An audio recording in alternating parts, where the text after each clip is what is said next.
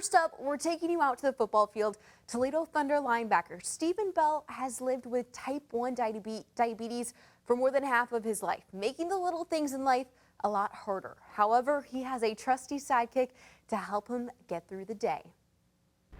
Only about 5% of diagnosed diabetics are type 1, meaning 24/7 management of insulin levels. That also means the disease is incurable. From the age of 12, Toledo Thunder linebacker Stephen Bell has dealt with the load type 1 diabetes brings.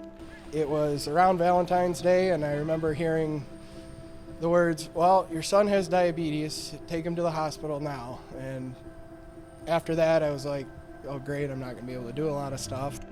A nightmare for an active adolescent. However, it would take more than some bad news to keep Stephen away from football.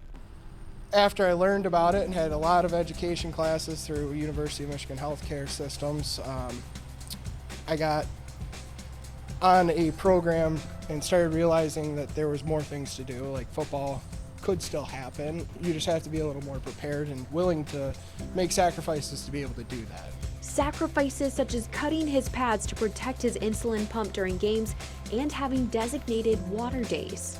I have to drink 2 gallons of water before every single game, just because with my diabetes, I have a tendency to dehydrate. Always had a saying that I'm never going to let diabetes slow me down, and it hasn't. The main reason Stephen is able to get on the field and play the sport he loves, his diabetes alert dog Creed, that you'll see every practice and game on the sidelines. Creed's biggest job is to monitor me, maybe not when I'm out on the field, but when I come by him, if he smells me and he goes, "Hey Dad, something's up, I'm gonna let you know about it," he will bark at me and he will paw at me. Stephen says Creed alerts him about 5 times a day based off the scent he recovers from Stephen's breath. That could alert him for too high or too low blood sugar levels. Creed even had to alert Stephen during his interview that his levels were too high. Is that an alert or is Yep, that just... that's an alert. We have another Labrador at my house too that he actually trained, and now we have 2 because she just kind of watched and started like realizing, hey, if he does this, I'm gonna get a treat. So she picked it up. It's significant that Creed was able to teach the other lab at home how to alert Stephen. The price for one diabetes alert dog can range from $20,000 to $30,000 each. What happened with me is I got hooked up with a program called Canines of Hope, and they're a 501c3 nonprofit, and they helped me get all of the funding through doing events and reaching out to other people.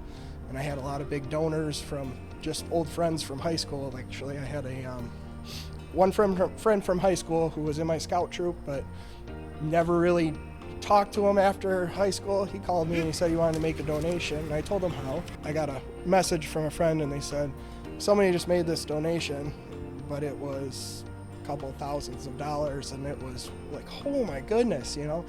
A good Samaritan helped bring Creed into Stephen's life and turn a terrible disease upside down. Creed is my buddy, my sidekick. He's right next to me all the time. Whether we're playing football, out duck hunting, anything that we enjoy doing, Creed's by my side, working every day. And he keeps me on top of my toes and making sure that I'm taking care of myself, and I'm going to be able to have more years and celebrate everything, life as whatnot.